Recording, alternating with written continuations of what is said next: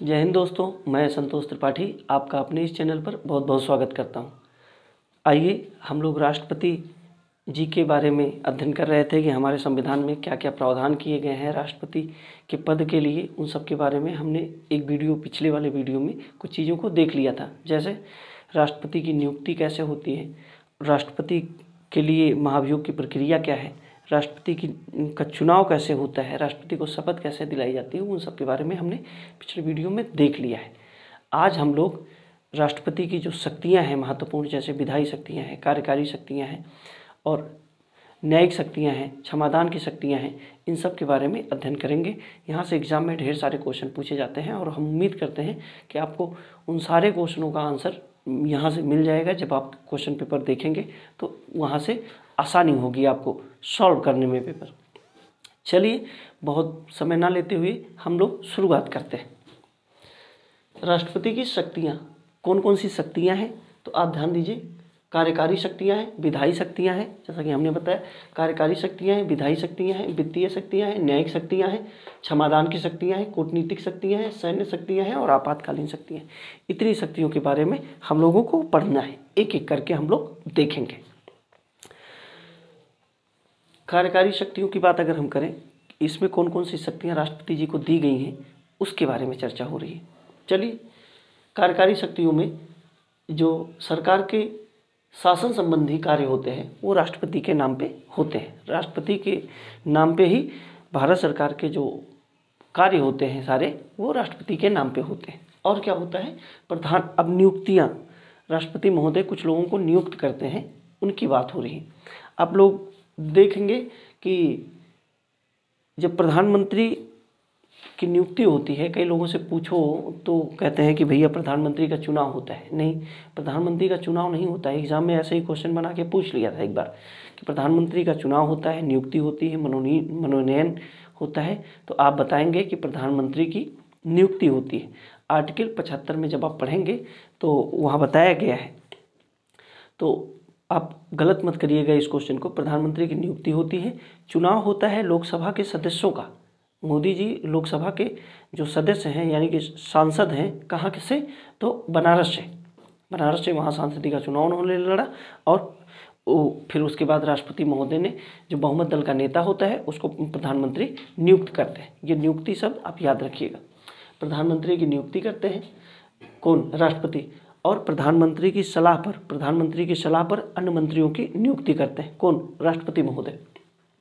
महान्यायवादी की भी नियुक्ति करते हैं कौन, महान्यायवादी की नियुक्ति राष्ट्रपति महोदय करते हैं। और किसकी नियुक्ति करते हैं, ये सारे क्वेश्चन पूछे गए हैं। प्रधानमंत्री की नियुक्ति और इनकी सलाह पर अन्य मंत्रियों की नियुक्ति, महान्यायवादी की नियुक्ति, नियंत्रण एवं महालेखा परीक्षक की नियुक्ति और चुनाव आयुक्त। जो चुनाव आयुक्त होते हैं उनकी नियुक्ति कौन करता है, राष्ट्रपति महोदय करता है। चुनाव आयुक्त और अन्य आयुक्तों की नियुक्ति राष्ट्रपति महोदय करते हैं। वित्त आयोग आपने पढ़ा होगा कि जो केंद्र और राज्यों के बीच में जो बंटवारा होता है, वित्त का बंटवारा होता है, तो उसके लिए एक वित्त आयोग का गठन किया जाता है और उसकी जो नियुक्ति होती है राष्ट्रपति महोदय करते हैं। हम आगे इन सब के बारे में अच्छे से पढ़ेंगे जब वित्त आयोग पढ़ेंगे तो, लेकिन अभी ध्यान देना है कि किसकी किसकी नियुक्ति हो रही है। तो चलिए देखते हैं। प्रधानमंत्री की नियुक्ति, प्रधानमंत्री की सलाह पर अन्य मंत्रियों की नियुक्ति राष्ट्रपति महोदय करते हैं। महान्यायवादी की नियुक्ति करते हैं, नियंत्रण एवं महालेखा परीक्षक की नियुक्ति करते हैं, चुनाव आयोग की नियुक्ति करते हैं और वित्त आयोग की नियुक्ति करते हैं। लोक सेवा आयोग के जो अध्यक्ष हैं उनके सदस्यों की नियुक्ति कौन करता है, संघ लोक सेवा आयोग के अध्यक्ष और सदस्यों की नियुक्ति कौन करता है, तो राष्ट्रपति महोदय करते हैं। और किसकी नियुक्ति होती है भैया, तो राज्यपाल महोदय जो होते हैं उनकी भी नियुक्ति राष्ट्रपति जी करते हैं। अनुसूचित जाति, अनुसूचित जनजाति, पिछड़ा वर्ग आयोग की जो है नियुक्ति कौन करते हैं, तो राष्ट्रपति महोदय करते हैं। सबसे क्वेश्चन बने हैं, ऑप्शन 4 देके पूछा जाएगा कि इनमें से किसकी नियुक्ति राष्ट्रपति नहीं करते हैं अथवा तो करते हैं। उसके बाद अंतर्राज्यीय परिषद हम पढ़ेंगे आगे। अंतर्राज्यीय परिषद की नियुक्ति कौन करता है, तो राष्ट्रपति महोदय करते हैं। उसके बाद आपने देखा होगा यूनियन टेरिटरी में जो संघ राज्य क्षेत्र है उनके लिए प्रशासकों की भी नियुक्ति राष्ट्रपति महोदय करते हैं। इतनी बातें आपको ध्यान रखनी है। और क्या है, नियुक्तियों से संबंधित हो गया। और प्रधानमंत्री से राष्ट्रपति महोदय किसी भी मुद्दे पर जानकारी मांग सकते हैं और क्या है इनकी शक्तियाँ कार्यकारी में?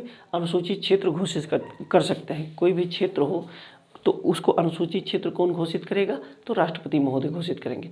यहाँ सबसे क्वेश्चन बने हैं, एक एक पॉइंट आप ध्यान रखिएगा। चलिए अब हम देखते हैं विधायी शक्तियों को। विधायी शक्तियाँ जो है उसमें क्या क्या प्रावधान किए गए हैं, राष्ट्रपति को कौन कौन सी शक्तियाँ इसमें प्रदान की गई हैं, उसके बारे में चर्चा करेंगे। पहला क्या है? संसद की बैठक बुला सकते हैं कौन? राष्ट्रपति महोदय। मान लीजिए कि अटेंडम में कोई बैठक संसद ना चल रहा हो तो उसमें संसद की बैठक बुला सकते हैं और लोकसभा को प्रधानमंत्री के कहने पर विघटित कर सकते हैं। हम ये सारी प्रोसीजर जब हम पढ़ेंगे संसद तो वहाँ से अच्छे से समझेंगे एक एक चीज़ों को।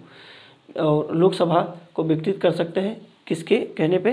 तो प्रधानमंत्री के कहने पर लोकसभा को विघटित कर सकते हैं। लोकसभा का जो विघटन होता है वो आर्टिकल 85 के थ्रू जो है राष्ट्रपति महोदय कर सकते हैं। और क्या शक्तियाँ हैं विधायी शक्तियों में? संयुक्त अधिवेशन बुला सकते हैं। संयुक्त अधिवेशन बुला सकते हैं। मान लीजिए कोई बिल हो, उस पर लोकसभा और राज्यसभा का कोई डिस्प्यूट हो रहा हो, लोकसभा जो है पारित करके भेजती है और राज्यसभा नहीं एक्सेप्ट मानती है उस बात को, अथवा तो राज्यसभा भेजती है लोकसभा नहीं मानती है, उसमें जब कंट्राडिक्शन की बात आती है, जब दोनों आपस में टकरार की बात होती है तो उस कंडीशन में संयुक्त अधिवेशन बुलाया जाता है और लोकसभा और राज्यसभा के सांसद लोगों को, सदस्यों को इकट्ठा किया जाता है और सहमति के साथ, साधारण बहुमत के साथ उस पर सहमति बनती है और वो नियम कानून बन जाता है। यही बात कह रहा है, संयुक्त अधिवेशन बुलाता है। पूछा जाएगा एग्जाम में संयुक्त अधिवेशन का प्रावधान किसमें किया गया है? तो आर्टिकल 108, आर्टिकल 108 ये भी पूछा गया है आर्टिकल, और ये भी पूछा गया है। अच्छा, और जो संयुक्त अधिवेशन है वो साधारण विधेयक पे ही लाया जाता है, संविधान संशोधन विधेयक अथवा तो धन विधेयक पे नहीं लाया जा सकता है। एक बार क्वेश्चन बना के पूछा है कि जब ये संयुक्त अधिवेशन होता है तो उसकी अध्यक्षता कौन करता है? तो लोकसभा के जो स्पीकर होते हैं वो इस अधिवेशन की अध्यक्षता करते हैं। और पूछा गया है कि किस आर्टिकल के थ्रू वो होता है, कि लोकसभा के जो स्पीकर हैं वो किस आर्टिकल के थ्रू संयुक्त अधिवेशन की अध्यक्षता करते हैं? तो 118 है, 118 है। 108 में संयुक्त अधिवेशन का प्रावधान है, राष्ट्रपति महोदय बुलाते हैं, और 118 में लोकसभा का जो स्पीकर है वो अध्यक्षता करते हैं उसकी। इतनी बातें आप ध्यान दीजिएगा। और तीसरा है साधारण विधेयक पे ये संयुक्त अधिवेशन बुलाया जाता है। साधारण बहुमत से ये पारित होता है और साधारण विधेयक पे ही होता है। धन विधेयक और संविधान संशोधन विधेयक पे ये नहीं लाया जाता है। तो क्या एक बार लाया गया है? हाँ, तो 3 बार ये संयुक्त अधिवेशन की व्यवस्था बनाई गई है। कौन कौन से हैं वो? तो पहला है 1961 में, और दूसरा है 1978 में, तीसरा है 2002 में। पहले में 1961 में दहेज प्रतिरोध विधेयक लाया गया था, तब ये संयुक्त अधिवेशन की बात हुई थी। और दूसरी बार 1978 में पैकिंग सेवा आयोग विधेयक लाया गया था, और 2002 में पोटा वाले मुद्दे पे ये 3 बार जो है संयुक्त अधिवेशन का प्रावधान किया गया। ये यहाँ से क्वेश्चन बने हैं संयुक्त अधिवेशन से कई बार। चलिए उसके बाद क्या है? विधायी शक्तियों में संसद को संबोधित कर सकते हैं राष्ट्रपति महोदय। जब नई सरकार चुन के आती है तो उस समय उनका अभिभाषण होता है और तभी से चीज़ें शुरुआत होती हैं। संसद को संबोधित कर सकते हैं। और क्या है?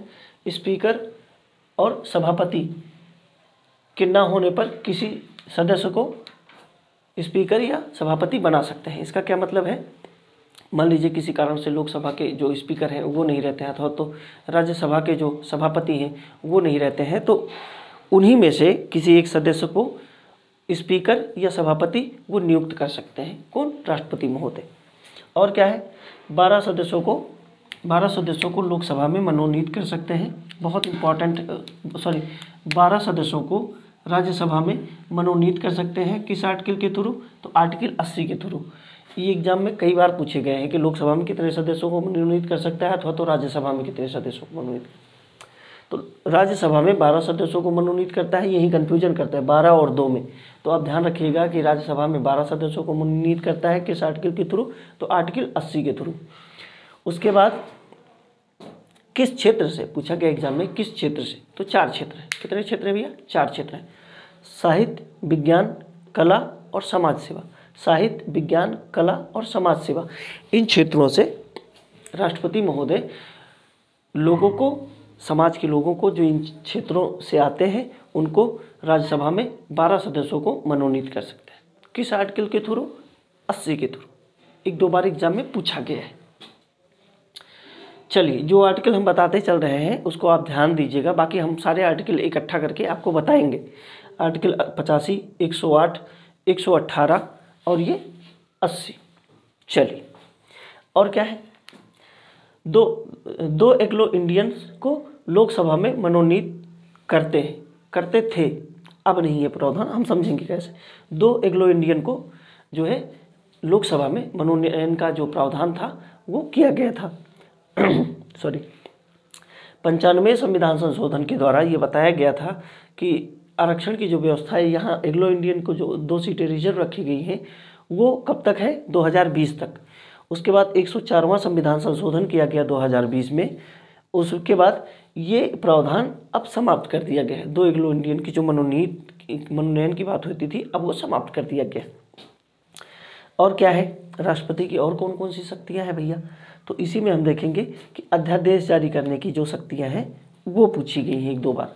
राष्ट्रपति की अध्यादेश जारी करने की शक्तियां आर्टिकल 123 में है, 123 में है, और राज्यपाल का 213 में है, 213 में। इतनी बातें आप ध्यान दीजिएगा। क्या होता है ये अध्यादेश? मान लीजिए कि लोकसभा विघटित हो गई हो, अथवा तो किसी कारणवश उसका वो सत्र ना चल रहा हो, उस कंडीशन में ऐसी परिस्थिति आ जाए कि देश में ऐसा कानून बनाया जाए, ऐसे कानून बनाने की आवश्यकता पड़ जाए और संसद के दोनों सदन उपस्थित ना हो, अथवा तो दोनों में से कोई एक सदन उपस्थित ना हो, उस कंडीशन में अध्यादेश राष्ट्रपति लाते हैं। और वो अध्यादेश जैसे कोई संसद के द्वारा बनाया गया कानून काम करता है, वैसे अध्यादेश काम करता है। यही बात ध्यान देनी है आपको। अच्छा, यहाँ से 2-3-4 बार क्वेश्चन कैसे पूछे गए हैं उसके बारे में जान लेते हैं। पूछा गया है अध्यादेश किस आर्टिकल में है? तो आर्टिकल 123 में है। अध्यादेश कौन जारी करता है? तो राज्यपाल और राष्ट्रपति महोदय दोनों जारी करते हैं। हम चीज़ों को समझेंगे। यहाँ हम पढ़ रहे हैं राष्ट्रपति, और राष्ट्रपति के बारे में हम जानेंगे। तो अध्यादेश 123 के द्वारा लाया जाता है, राष्ट्रपति महोदय लाते हैं। कब लाते हैं? जब संसद के सदन ना चल रहे हों किसी कारणवश, और अथवा तो एक सदन उपस्थित ना हो, लोकसभा या राज्यसभा में से लोकसभा उपस्थित ना हो, या किसी कारणवश से।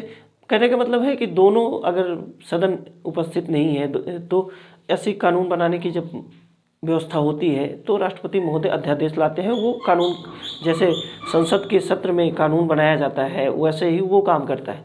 तो यहाँ से क्वेश्चन पूछा जाता है कि जब संसद का सत्र शुरू हो जाता है, सत्र शुरू हो जाता है, उसके बाद 6 सप्ताह के अंदर उसे या तो कानून पास कर दिया जाए बना के, या तो वो स्वतः ही समाप्त कर दिया जाता है। तो वही बताया जाता है कि समय सीमा इसकी 6 सप्ताह होती है। अध्यादेश की समय सीमा कितनी होती है भैया? तो 6 सप्ताह होती है। लेकिन अगर पूछा जाए किसी कारणवश कि संसद के सत्र 6 महीने नहीं चले, तो वो अधिकतम कितना? अगर अधिकतम पूछेगा तो 6 माह 6 सप्ताह, और अगर समय सीमा पूछेगा कि कितना है तो 6 सप्ताह है। 6 सप्ताह बाद वो अगर बैठक होती है और अगर वो कानून नहीं बनता तो वो स्वतः ही समाप्त हो जाएगा। और अधिकतम पूछेगा तो 6 माह और 6 सप्ताह बताना है। चलिए, और कौन इसकी जो है अध्यादेश की बात है कि न्यायिक समीक्षा हो सकती है। इसका क्या मतलब? न्यायिक समीक्षा हो सकती है कोर्ट में, जो है इसके खिलाफ जाया जा सकता है कि बार बार अध्यादेश लाया जा रहा है, अगर अथवा तो सुप्रीम कोर्ट खुद जो है इसकी न्यायिक समीक्षा कर सकती है। कई बार ऐसा होता है कि मान लीजिए अगर ऐसा हुआ कि राष्ट्रपति के हाथ में है कि संसद को मतलब लोकसभा को विघटित कर सकता है, भंग कर सकता है। उस कंडीशन में अगर एक जो सदन है लोकसभा और राज्यसभा, लोकसभा को अगर विघटित कर दिए, उसके बाद ये अपने मन के मुताबिक अध्यादेश बार बार लाते हैं तो ठीक नहीं होता। इसी वजह से संविधान सभा के लोगों ने ऐसा माना कि जो है अगर ऐसा नियम कानून आता है तो अगर राष्ट्रपति चाहे तो बार बार अध्यादेश ला सकते हैं, अथवा तो किसी के हित में नियम कानून बना सकते हैं। इस वजह से ऐसा प्रावधान फिर बाद में सुप्रीम कोर्ट ने कहा कि इसकी न्यायिक समीक्षा हम लोग करेंगे। यही प्रावधान इसमें किया गया है। यहीं से क्वेश्चन बने हैं 2-3 बार अध्यादेश से। उसके बाद क्या है, वित्तीय शक्तियाँ। अब हम देखते हैं कि वित्तीय शक्तियाँ क्या है राष्ट्रपति महोदय के, उनके बारे में कई बार एग्जाम में क्वेश्चन पूछे गए हैं। तो वित्तीय शक्तियों में क्या है, धन विधेयक राष्ट्रपति महोदय की अनुशंसा पर लाया जाता है। धन विधेयक और बजट जो है राष्ट्रपति, वैसे तो इस बजट शब्द का संविधान में प्रयोग नहीं किया गया है, वार्षिक वित्तीय विवरण का प्रयोग किया गया है। एग्जाम में 2 बार क्वेश्चन पूछे गए वार्षिक वित्तीय विवरण, लेकिन हम इसे बजट कहते हैं। तो धन विधेयक और बजट किसकी अनुशंसा पर, तो राष्ट्रपति महोदय की अनुशंसा पर। और अनुदान की मांग राष्ट्रपति के बिना नहीं की जा सकती। हम जब पढ़ेंगे संसद या संघीय जो विधानमंडल है उसके बारे में, तो हम इसके बारे में विस्तार से चर्चा करेंगे। आकस्मिक निधि से जो है धन निकालने की जो व्यवस्था है, मान लीजिए कोई ऐसी कंडीशन आ गई कि राष्ट्रपति महोदय के पास एक निधि होती है ना, एक निधि होती है जिसमें ढेर सारा फंड होता है, और उसमें से अगर संचित निधि, हम पढ़ेंगे निधियों को, संचित निधि है, आकस्मिक निधि है, तो उसके बारे में जब हम पढ़ेंगे तो वहाँ विस्तार से चर्चा होगी। आकस्मिक निधि से अगर धन निकालना है तो राष्ट्रपति की मंजूरी होती है, बिना उसके धन नहीं निकल सकता है। चलिए, तो धन विधेयक और बजट राष्ट्रपति की अनुशंसा पर, अनुदान की मांग राष्ट्रपति के बिना नहीं लाई जा सकती, आकस्मिक निधि से धन निकालने की जो व्यवस्था है वो बिना राष्ट्रपति की अनुमति के नहीं हो सकता। न्यायिक शक्तियाँ की बात करते हैं कि राष्ट्रपति को कुछ न्यायिक शक्तियाँ दी गई हैं। ये इतना बड़ा पद है तो इनकी ढेर सारी शक्तियाँ हैं, है ना, और उन्हीं से बार बार क्वेश्चन पूछे गए हैं। और हम लोग यहाँ अच्छे से चीज़ों को अगर देखे रहेंगे तो एग्ज़ाम में हम लोगों को आसानी होगी। हम कोशिश करेंगे कि पूरी तरीके से आपको चीज़ें समझा पाएँ। न्यायिक शक्तियों की बात करेंगे अगर, तो न्यायिक शक्तियों को पढ़ने से पहले हम आपको एक बात बता दें। एक हमारे मित्र थे, जब वो बचपन में, जब वो छोटे थे तो इतने दुष्ट प्रवृत्ति के थे। एक बार क्या हुआ कि वो अपने रिश्तेदार में गए बुआ के यहाँ, और छोटे थे, 10 साल के थे। तब जब उनकी बुआ उनको चाय देती थी गिलास में, तो वो क्या करते थे, बाहर जाके चाय पी के और गिलास जहाँ पाते थे वहीं फेंक देते थे।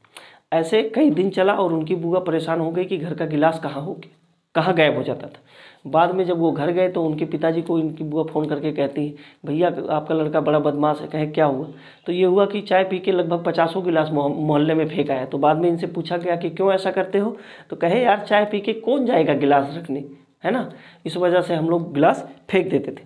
5-6 साल 10 साल के बच्चे ऐसे ही थोड़ा सा उपद्रव करते हैं।